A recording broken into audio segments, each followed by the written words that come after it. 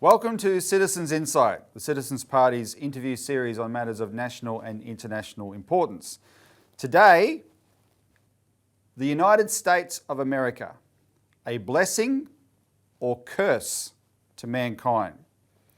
And this, as you can tell by the title there, this is a very heavy subject, and to help unravel that, I'm joined by an historian from the United States, from his home in Virginia, named Anton Chaitkin.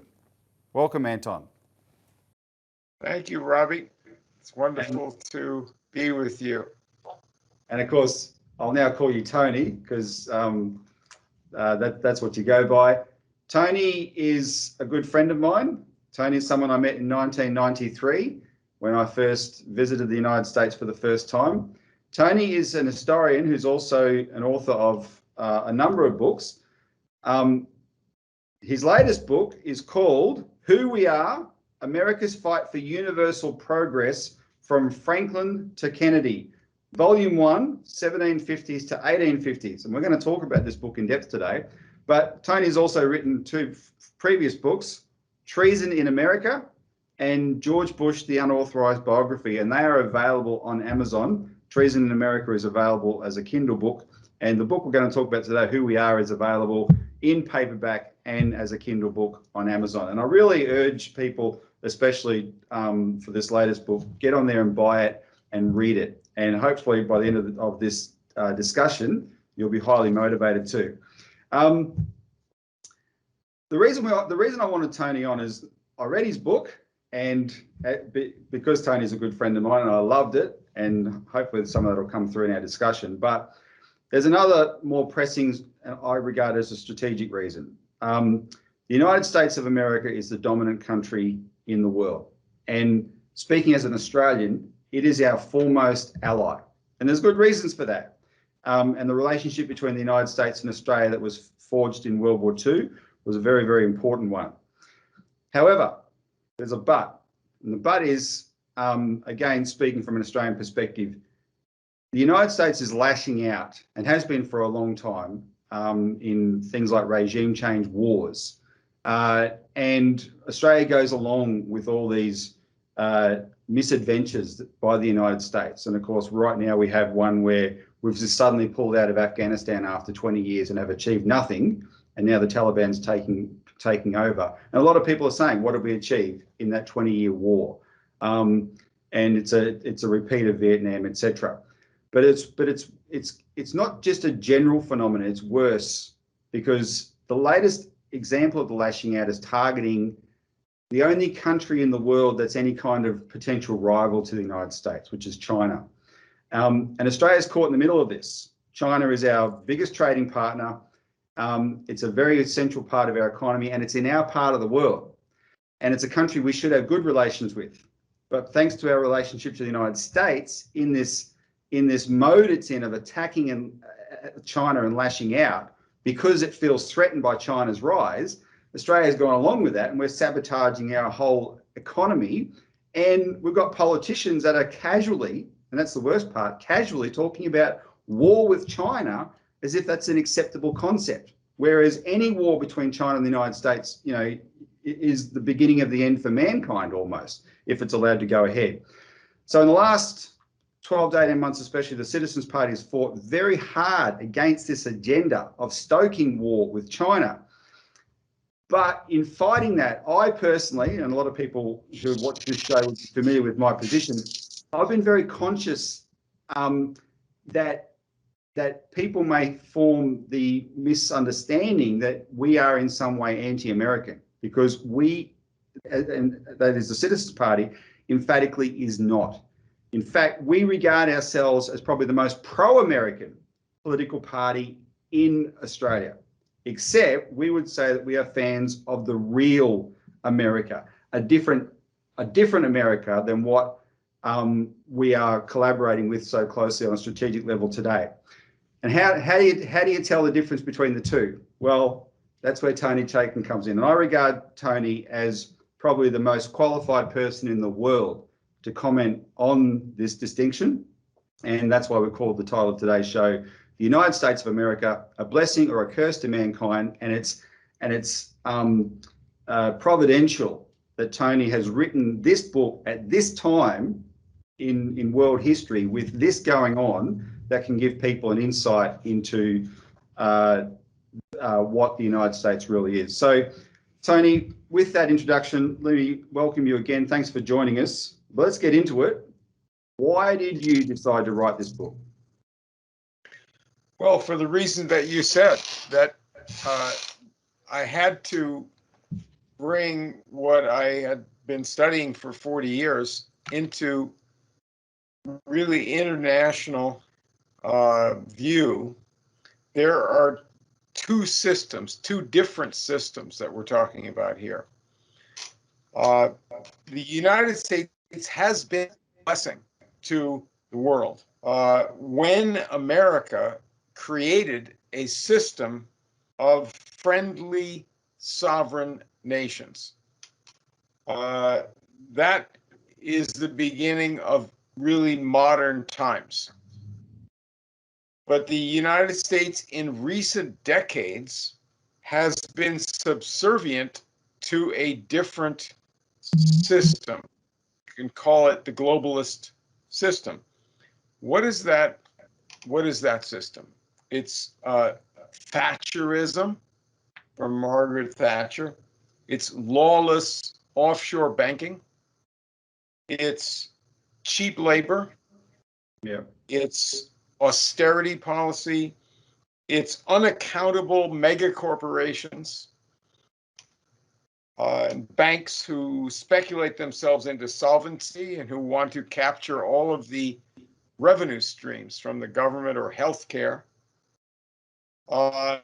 It's a system of permanent war and revenge and religious wars. That's the system. It's a system of the Five Eyes intelligence agencies spying on citizens, as reported by Julian Assange and Edward Snowden. It's based on a supposed common interest of Anglo-Saxons. Yes. The beneficial system, that the system of nations that the United States brought into being, started with America's own fight for its progress against imperialism and the slave owners, against the slave owners who were trying to hold our country backward.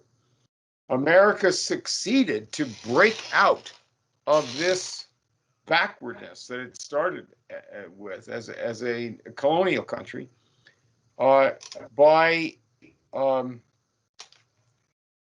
economic nationalism. And I'm going to explain what that means.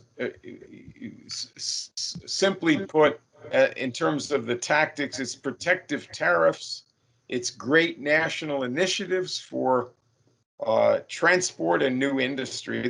This American system of economic nationalism spread to other nations that grew to great power status. Japan, Germany, Russia were three of the most that began with their status began with American initiatives, primarily in the 19th century. We extended the hand of friendship to all other countries, and this was a contest with the British imperial system that tried to keep all of them and us subservient and backward. Now, you can't understand the present globalist system, even if you hate the system. You can't understand it. You are blind if you don't know about America's founding system, the legitimate system of sovereign countries. That's what I'm writing about. I show how our greatest former leaders had to fight against the enemy world imperial system. But I want to emphasize, I'm not primarily writing an expose of imperialism or oligarchy. My work is putting before the public new discoveries about that American system, about the accomplishments that came out of America's successful founding system, which was abandoned and as a system over the past few decades. What's true? I'll just wrap this idea up. What's true nationalism? It's based on cooperation, which favors other people's nationalism. There's a good analogy, I think, with a family which is sovereign in their own home, wishing well and help and being helpful to other sovereign families in the neighborhood. Yeah. The community will usually prosper together or be ruined together. Yeah. So you object to the misuse and misunderstanding of the term nationalism that today has bad connotations. Yes, there's a whole deliberate lying about it, particularly invoking recent history in a deliberately misleading way. You talking about Hitler as a nationalist, for example. Yeah. The best, the most poignant example of American economic nationalism is Abraham Lincoln. In two senses, a battle to keep the Union, to keep a nation, to keep our sovereignty, to keep the integral nation that can accomplish so much. And second of all, he is an economic nationalist throughout his career. If you pay any attention at all, if you're interested at all in the way he thinks, not the way somebody talks about him, but what does he believe in? He's a politician for many decades. Yeah. What were his principles? He's an economic nationalist. He believed in high tariffs. He believed in government credit, national bank. He believed in building great community and national projects, railroads in particular. He was instrumental in building up the United States through the time that he was president and later, which was the greatest growth of any nation in history at that time. But that's his idea. So that's nationalism. Was he a racist? Was he a fascist? Was he Adolf Hitler? I don't think so. Well, I want to take a slight diversion here because I want the viewer to know that when you say that and you make this distinction between this bad connotations as, based on Hitler versus real nationalism, again, you're uniquely qualified because Tony comes from a Jewish activist family. And viewers of this show and people who are familiar with the Citizens Party in Australia would probably be aware that a few times this year, our party has been attacked viciously in the Parliament by a couple of senators for being allegedly anti-Semitic because of our association with the American economist Lyndon LaRouche, with whom Tony co-founded the organization Executive Intelligence Review and Lyndon LaRouche's political movement in the United States. Tony Chaitkin was one of his original co-founders. So Tony, just because I think this is good as a perspective for people to know a bit more about yourself, how do you react when you, with your family history, your father being an activist Jewish lawyer who actually fought hard against Hitler, how do you react when you hear a slur like that that's used against a political movement like ours, which espouses anything but anti-Semitism?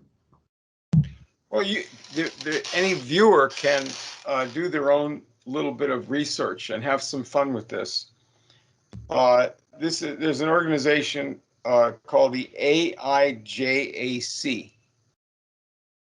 Yeah. Purports to speak for Jews in Australia. If you go on their website, you'll see that it's a reactionary group promoting hatred and war with Palestinians, with Iran, representing the really the most extreme follies of the Israeli government. But there's also an affiliation. You'll go on their website, you'll see that they're affiliated with an American organization called the American Jewish Committee. Now, that was set up in the early 20th century by a bank in the United States called the Kuhn-Loeb Bank. The Warburg family was associated with that, and Jacob Schiff was part of the group of banks that were more loyal to London than to the United States, along with Harriman and Rockefeller and Morgan banks. So I had some family history with them. This is before I was born, but my father in 1933 was organizing a boycott against Nazi Germany. Hitler had just taken over. And so this bankers committee had a press conference to denounce the boycott being carried out by another Jewish organization, which my father was a strategist for. They denounced the boycott, says this would hurt the Jews if you boycott Hitler. And they have a really twisted logic for that. Yeah. That at the same time, the bank that ran this committee, or that set it up, the American Jewish Committee, Kuhn-Loeb was refinancing German bonds as part of the whole group in Wall Street in London that were backing Hitler at that point. This is before Britain decided to change sides and go against Hitler when Churchill was brought in. So John Foster Dulles, the later reactionary Secretary of State, was the lawyer that went to Nazi Germany on behalf of the Kuhn-Loeb Bank, the Morgan Bank, the Rockefeller and Harriman Bank, and represented them to make a deal with Hitler to not pay their debts on bonds held by Americans. My father went to court repeatedly to break that deal. And so he was with this gang that anybody in those days would have kind of gasped if the American Jewish Committee said that they represented Jewish people. Yeah. So that's what those people today are calling you anti-Semitic, because you're standing up against war and bankers who don't seem to me to be Jewish robbing people. Now, I doubt that. I think that's a pretty big misuse of the public trust, wouldn't you say? I absolutely agree, Tony, and thank you for explaining that. I think that's an excellent insight. I don't want to get too diverted off onto that issue. You've taken on the assumptions behind the bad connotations of the term nationalism there, and I'm glad you elaborate on that. Another assumption that you attack in your book, which gets us to the meat and potatoes of your book, you attack the assumptions of what motivates progress. And this idea, which seems to be a very American idea, but it's broader than that, of course, is that progress is motivated or driven by the market and profit. You attack that really clearly. What did you find out was the motivation of America's early nation buildings and their collaborators? Well, rather than just make a statement about the way people in general or leaders in general felt about things, you have to go into the story of who was what ideas and what people were actually leading our society to progress. You have to get into that. You have to trace their history. Let's start with the presidents. We have a few American presidents that are well known internationally: Washington, Lincoln, Franklin Roosevelt, John Kennedy. These are the great nationalist leaders that are well known. Yeah. The progress-minded people who were admired by all humanity. Then you have other presidents who are famous: Thomas Jefferson, Andrew Jackson, Theodore Roosevelt, Yep. Harry Truman. He's pretty famous Yep. Among politically minded people. They have a different view than the first four that I named. They come from a different standpoint. Actually, and Jefferson actually changed sides as I go through in my book. But then, if you want to really get into what happened and what's the idea, you have to look at a whole number of people who are not so well known in the world, especially today, much better known in their day. Yeah. And these are people who are key strategists for progress. And you have to know about them to understand anything serious about America's history or its true identity or its mission. So I'll give you a few names and we can discuss some of these, but just to get an idea of what I'm covering in this book. All of those presidents that I named, of course, are in either volume 1 already published or in volume 2. I'm locating those leaders. Yeah.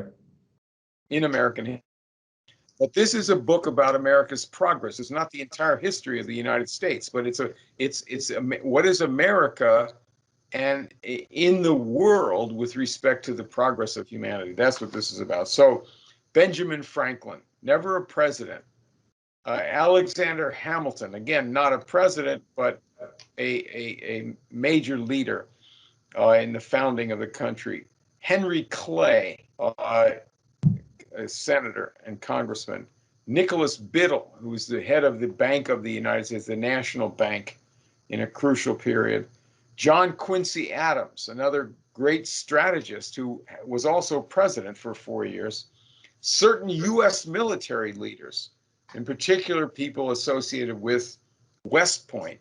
West Point played a central role. The military and West Point played a strategic role in transforming the country with industry and engineering.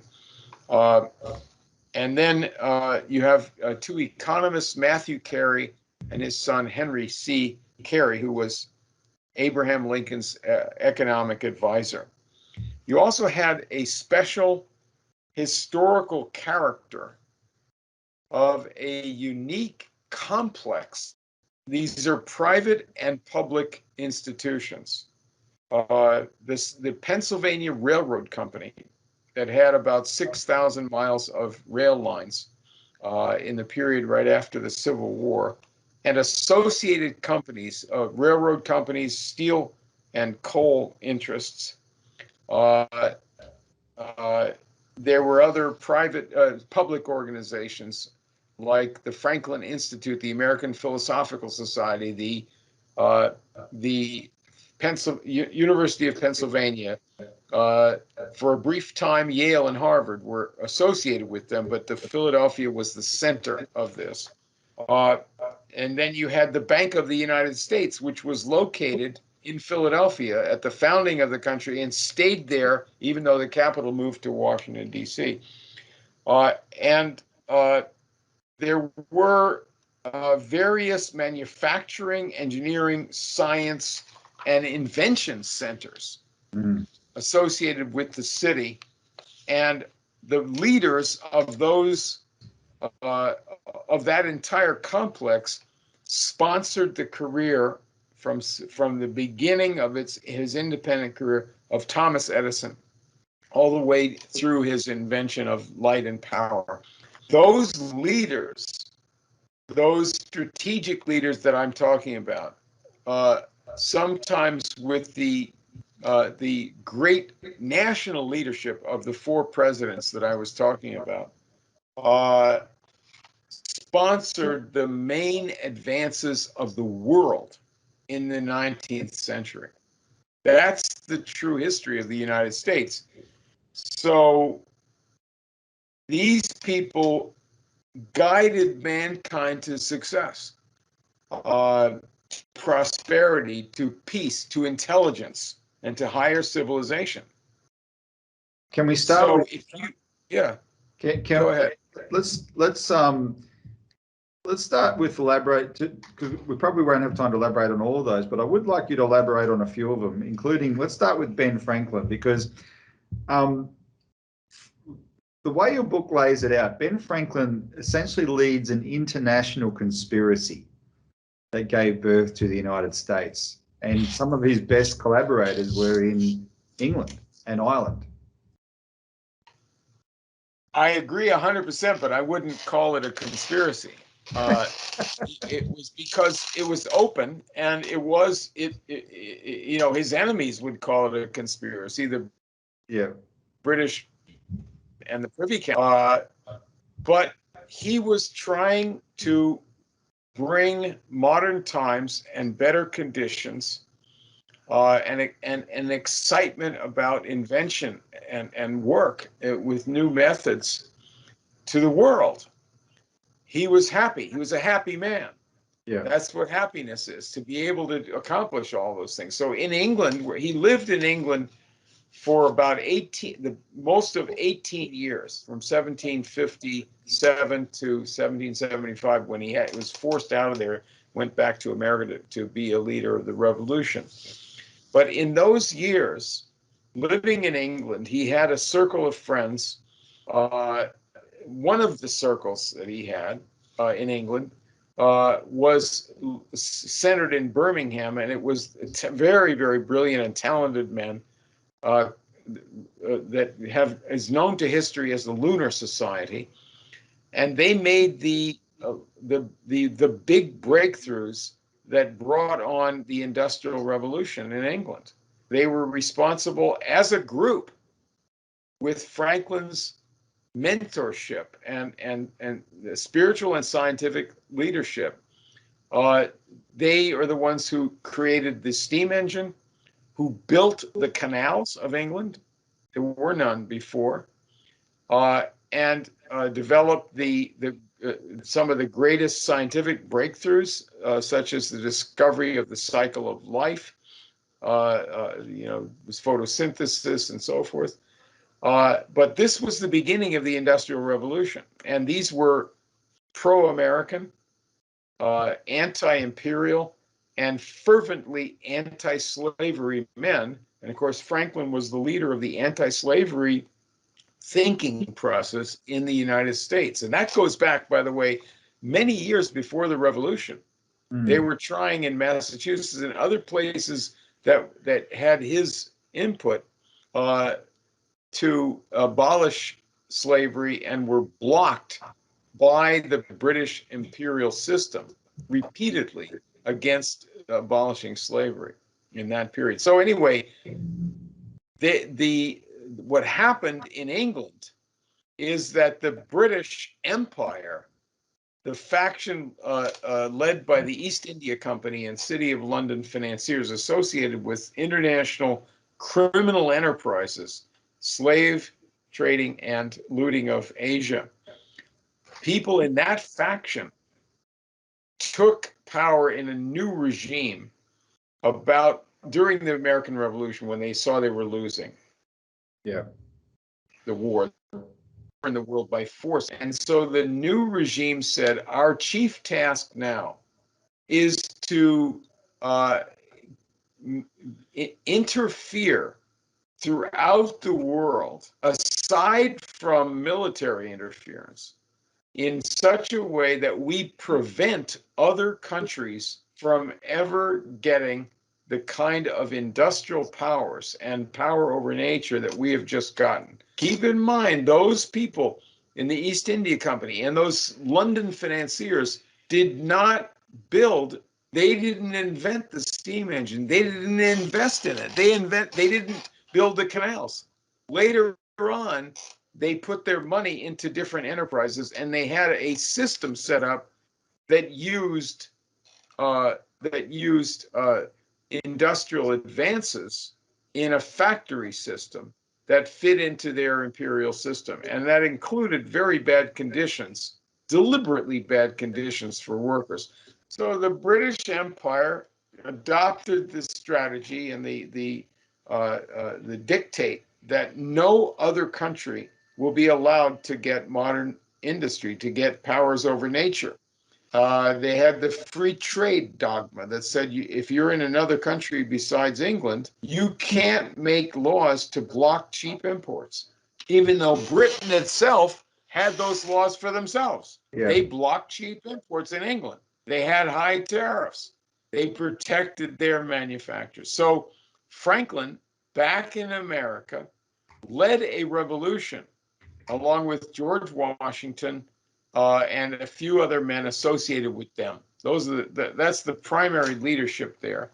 And their point of view was, we are going to make a great industrial nation. We don't want to simply be part of an empire where we have black slaves and backward farmers sending raw materials to a mother country, and we don't even know how to make. We don't like that system at all. That's the colonial system. That's what they do with India. They don't have black slaves there, but they have other virtual slaves. That's the world system of the empire. We're not going to be part of that. We want to become a modern country, and we're going to have a constitution that these people wrote. This faction wrote the American Constitution. Franklin was the principal inspiration for the founding mission of the United States, which was to do what Britain had just done and go beyond that. That was the idea. And he died in 1790, but his legacy continued, and I show how that was directly continuing along with the legacy of the revolution itself until we did what needed to be done. The slave owners couldn't block it the whole time. Well, two parts of his legacy, I believe, is the founding of West Point Academy by people that the name slips my mind, but it was his nephew was involved in that, and then jumping later on, even around Abraham Lincoln in the 1860s, you had this chief scientist Alexander Dallas Bache. Is that how you pronounce it? Bache. Bache. Alexander Dallas Bache, who was Ben Franklin's grandson, who was great grandson, very instrumental in collaboration with or attempted collaboration with Germany in building Germany up to the economic miracle it became, and collaborating with and advising Abraham Lincoln, who unleashed this enormous productive power in the United States straight after the Civil War. This was, and when you're reading about these characters, you realize these are relatives of Ben Franklin, and you lay the foundation with this awesome work that Ben Franklin did to get the whole ball rolling. You really see the legacy shine through in that way. But we are talking about the blessing or curse idea. So maybe one way we can approach that to discuss that, Tony, is discuss the contrast between two other individuals you've already named, Alexander Hamilton and Thomas Jefferson, who were both very central to the Revolution and the Constitution thereafter, and those first couple of decades of the American nation. Just talk about those guys and elaborate what you meant, explain what you meant earlier when you said that Jefferson changed sides, and how that might be an insight into why people can actually identify there's two Americas. There was a famous clash in the early 1790s between Thomas Jefferson and his ally, the guy that he recruited into being his ally, James Madison, against Hamilton. Hamilton was an aide to General Washington in the Revolution, and was part of a group during the Revolution and immediately after that. That was all friends of Franklin. That group had the idea of economic nationalism. So Hamilton was appointed by President Washington, the first president, to be Treasury Secretary and to put forward the program of our country, the founding program for making the United States suddenly an industrial country by imposing high tariffs, by the government sponsoring the building of transport systems, canals and roads to begin with, and by having a national bank that would control the credit of the country and use other methods of having the federal government and the nation supervise credit in such a way that we brought about investment in productive industry and innovation. That was the program of Hamilton. That was the founding program based on the mission of the United States, which was to improve the conditions of mankind and our people to begin with. Jefferson published a book at the time of the Revolution and just afterwards called Notes on Virginia. And in that book, he says that America must never have manufacturing for itself. We must export our products, our raw products, and by that he means slavery produced things like tobacco and rice, later on cotton, and the products of farmers, and maybe iron, raw iron. We'll export that to England. England will make things and send them back to us, and we will stay as a paradise of agriculture. He adopted the system of free trade. Now why did he do that? Well, earlier, before he had that idea, he was a revolutionary. His father was one of the pioneers in starting to look at the West to build it up. And he himself, though he was born into a slaveholding family, was a cultured man and a Republican. That means that he saw we need to have a republic, and that means slavery is not good. And so he was the drafter of the Declaration of Independence. He's a fiery man. Mm. What happened to him? Well, during the Revolution, he was not in the army, whereas Hamilton was, and fought and bravely helped win the final battle against the British. Jefferson, at a certain point, became governor of Virginia, and he lost his reputation because when the British Army invaded Virginia, he and his regime of Virginia fled. They did not really put together any kind of useful defense. He fled at a certain point to his plantation, and his reputation was in shambles. So he said, later when the revolution was over, he said, I'm going to quit. I'm going to leave public life. And he was sulking. And another, probably the leading oligarch, the leading slave owner family of the great aristocratic families of Virginia, a man named Edmund Randolph, wrote a letter to Jefferson, and this is in our National Archives, and I have it in my book, and I have a link directly to the letter and in Jefferson's reply. And Randolph said, no, you can't get out of public life. We need you to represent Southern interests.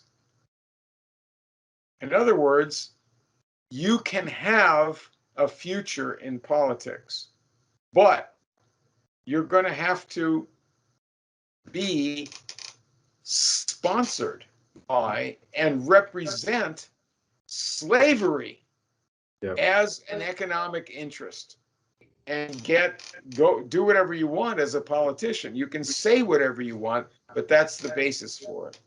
So at that point, he went back into Congress.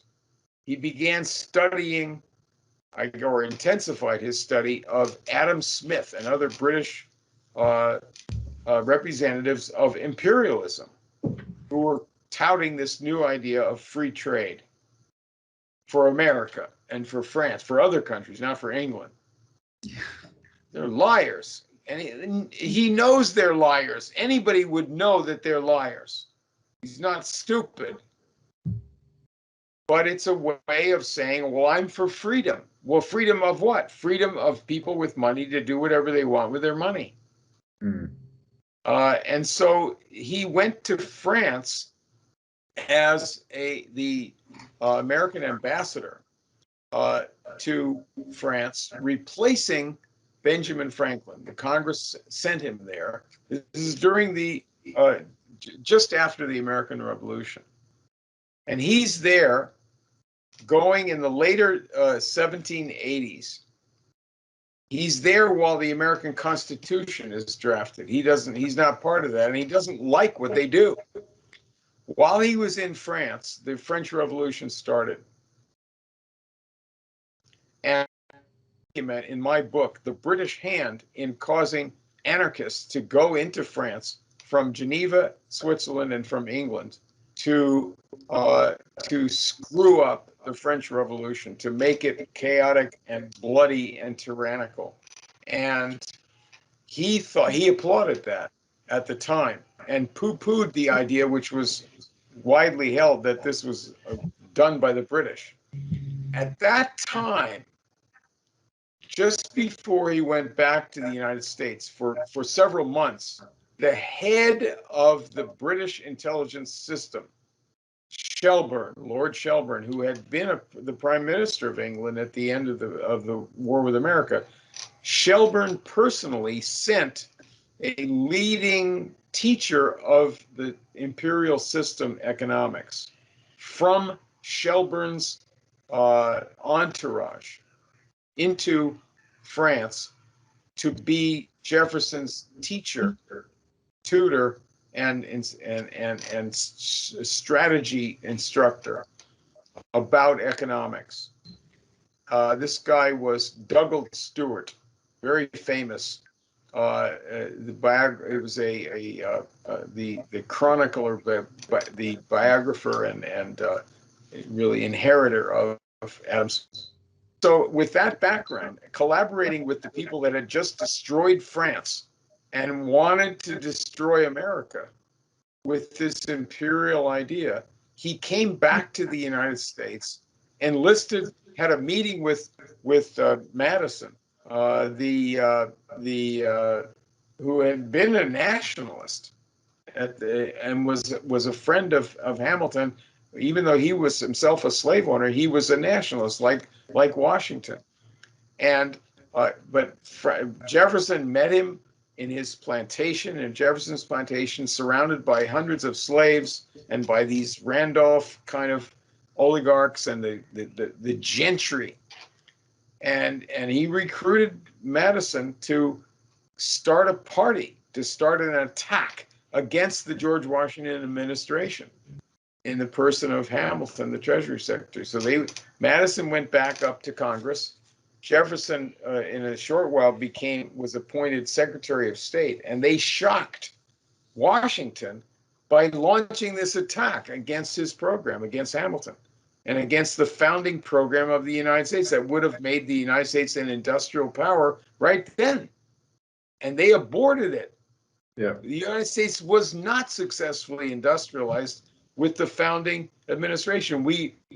British were ahead of us by that, for that amount of time. And it took until the 1820s until we finally broke through, when the successor generation to the founders and the revolutionaries, largely based in institutions set up in Philadelphia by Franklin himself, like the Franklin Institute, and so forth, and the Biddle family associated with Franklin, and many of these people associated in different ways with Franklin, Hamilton, and Washington. They did this job, but that's what happened to Jefferson. No, that's an excellent insight. Can we elaborate a little bit though on this question of specific progress? Because the nationalist faction that you profile in your book, beginning with Franklin, they're characterized by a commitment to specifically scientific and technological progress. And as you said, sharing that with the world. So that comes through in their relationships. It comes through though in specific policies and institutions. So, and some of these are things that maybe an Australian audience would not be that familiar with. Some of it surprised me, for instance. So, can we talk about the banks, the first and second bank, but also this how West Point Military Academy and its Foundry fitted into this? That intention behind, I found the Foundry description fascinating, and then the general perspective of internal improvements, as they called it, canals and railroads, because these things show we're not just talking rhetoric; it was genuine progress that came from their efforts. Okay, so let's start with the canals. There was a team of principally 6 leaders, many of whose names I've already given you. They, including in Congress, in the presidency, Quincy Adams, DeWitt Clinton in New York, the governor, and so forth. That this team put through measures in the federal government and state governments to build a system of canals, starting with the Erie Canal and continuing with canals that went from the Great Lakes. The Erie Canal goes from the river inside New York State, which is the Hudson River. It goes from there 360 miles west to the first Great Lake you get to, which is Lake Erie. And then we had other canals that connected down south from the lakes down to the Ohio River and to the Mississippi River. These canals were, unlike the state funding of the Erie Canal, these canals were funded by the federal government. They got land grants from the federal government, which were worth millions of dollars. And there was a whole group of Army engineers involved with the last great one, which is the Illinois Mission Canal, which established the city of Chicago as a part of the plan. The railroads. So this is all of the cities in the American Midwest were built up, were created by these canals. That's Cleveland, that's Toledo, that's Chicago, that's the main cities in Ohio, Cincinnati, and all the state of Indiana. The railroads in the United States were community projects. They were sponsored by cities and states and by the federal government in terms of the funding of those. Private individuals, private investors would never, the first 50 years or so of railroads, would never invest in, not 50 years, let's say the first 30 years or so, because we made astonishing progress. Later on, you had a different system. Yeah. But to build the railroads in the United States, no private investors, and certainly not Wall Street, would put their money into any enterprise that was not sponsored by the government. The first railroads were designed by the U.S. Army engineers. A law was put through Congress in 1824, called the General Survey Act, which was opposed viciously by the Southern slave owners, who said if the federal government has the power, this law was going to give the power of the government, the president, to assign Army engineers to build civilian works in the United States. And so they fought against this. They said if they can have that power, then they can free the slaves. Good insight. Yeah. But that was passed through the Congress in 1824, and under that authority of the General Survey Act, President John Quincy Adams, who came into office the next year, assigned the first Army engineers to work on railroads. They were the first American railroad, called the Baltimore, and many other railroads. The first American locomotives were built by the West Point Foundry, which was a manufacturing adjunct to the U.S. Army, the military academy, the United States Military Academy at West Point. The chief engineer of the United States was the superintendent of West Point, the second superintendent, his name Joseph Gardner Swift, General Swift, was the man who organized the transformation of West Point that occurred in the period of around 1820 into 25, 30, 35, under a man named Thayer, who was his protege. But this guy organized the entire change of West Point from simply a little school for military officers to being the center of industrial progress in the United States. People who were Army engineers not only designed the first railroads, but they themselves became the engineers, the chief engineers and chief executives of railroads, and brought American railroads the precision, the accountability that they got from West Point training. This was military precision, and for safety as well. You can't, unless you have that kind of you can't really run an effective railroad. One of the leading persons was the brother-in-law of Swift himself, a man named George Washington Whistler, who played a leading role. And then he was hired by the Tsar of Russia in the 1840s to build Russia's first railroad. One of the locomotive companies in Philadelphia shut their doors in Philadelphia and reopened in Russia as a company there in order to supply the locomotives and the other cars for that. But Whistler was the great engineer who was famous throughout the world at that time. Today's little known about.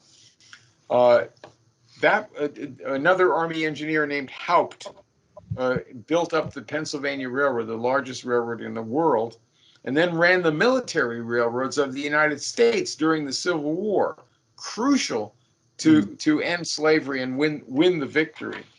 What you're describing there is a history of the United States that is incongruous with what we've experienced in more recent times, because in more recent times, and I mean many decades now, the United States is associated with free trade. The United States is attacking the country in the world that's building the most infrastructure, China, and is demonizing China's infrastructure project, the Belt and Road Initiative, which you could see you could see parallels between China's approach to its economy and what you've just been laying out yourself as how America started itself, right? Because China has become successful because it copied, in a sense, what the United States did, what Japan did, what countries like Australia did, and countries like Australia and Japan were successful because we copied the United States in these early years, and that sense of it has been lost. There's a sense that everything is done as private enterprise now, purely for profit. And of course, your book goes through in more detail with what you're discussing now, how that wasn't the case at all. These nationalists brought the power of the nation state to bear to develop their country and share those developments with the rest of the world. So for the sake of time, and because we've had a few technical difficulties, let's conclude this discussion. And I wanted to conclude it by asking you this question. What do you think, given you know them so well now, what would these nationalist founding fathers think of the modern United States? Well, Franklin Roosevelt revived the American Revolution and revived the outlook of these leaders that I've been talking about. His father was actually a participant with the Pennsylvania Railroad in trying to, build up the South and transform it in the 1870s. Franklin Roosevelt said towards the later years of World War II that after the war, there should be 4 nations that are the policemen of the world to enforce peace in the world: the United States, Russia, Britain, and China. In a sense, the 4 corners of the world. Yeah. 4 completely different countries. British have an empire. The United States is the leading republic. Russia is communist. China was not communist at that time, but it was the biggest population in the world and was obviously destined. So he said, if those countries work together, they can maintain the peace in the world. Who's going to stand up against them if they're friends? Now, the United States helped China and Japan to develop. It was not successful with China because there was too much power exerted by the British Empire at that time. Lincoln sent a great ambassador there, and they concluded anti-racist treaties and wonderful agreements with China during the American Civil War and built up the self-strengthening movement in China. But with Japan, we were successful, and Japan was made into a really great power and took off as one of the leading intelligent nations in the world.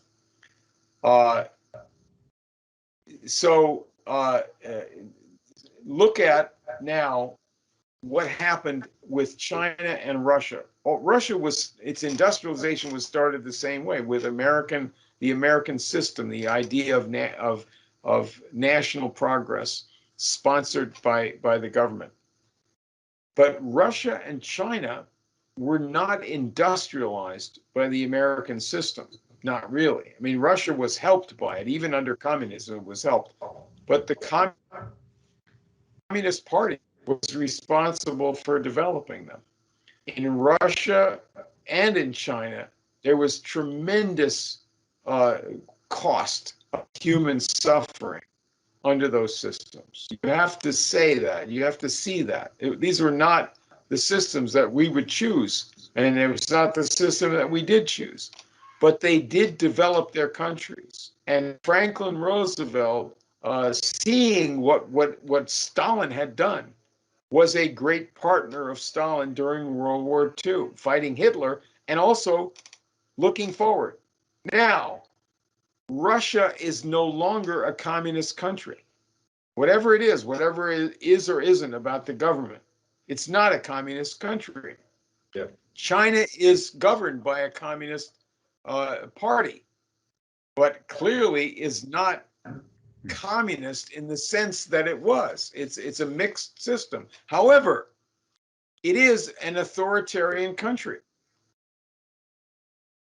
It is also responsible for sponsoring the greatest progress in the world, far beyond any other country, lifting people out of poverty all over the world.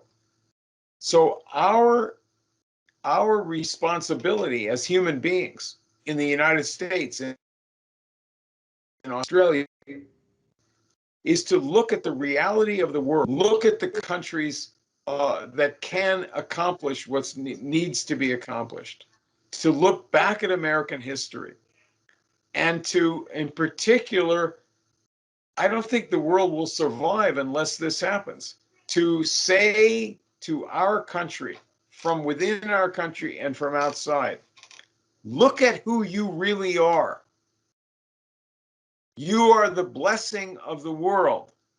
You are not simply dogs to go whining and lying and being deceitful under subservient to a world system that's butchering people all over the world. Why should we have wars in Syria and Iraq and all these other places based on lies, based on torture? That's not the United States. That's the globalist system. So this is our responsibility to have the United States look at its own background as the country that introduced modern times. I haven't got to Thomas Edison and his partners all over the world and how he was brought into the position to be able to accomplish the miracle.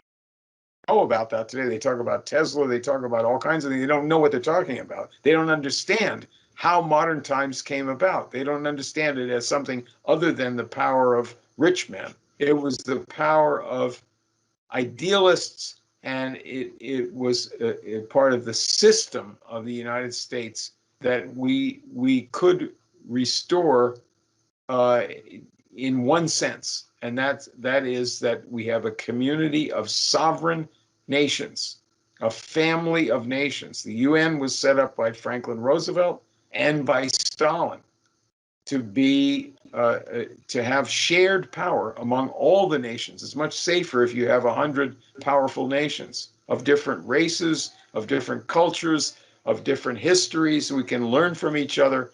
As long as we're all powerful, we can be safe. That's the world of the future if we're going to have a future. Well, Tony, on that note, thank you very much. That's incredibly insightful. I really urge people, get on Amazon and buy this book, the Kindle version or the paperback version. It truly is excellent. I read it over Christmas. I've written I gave you 5 stars on Amazon, Tony. I wrote a review for you, as you know.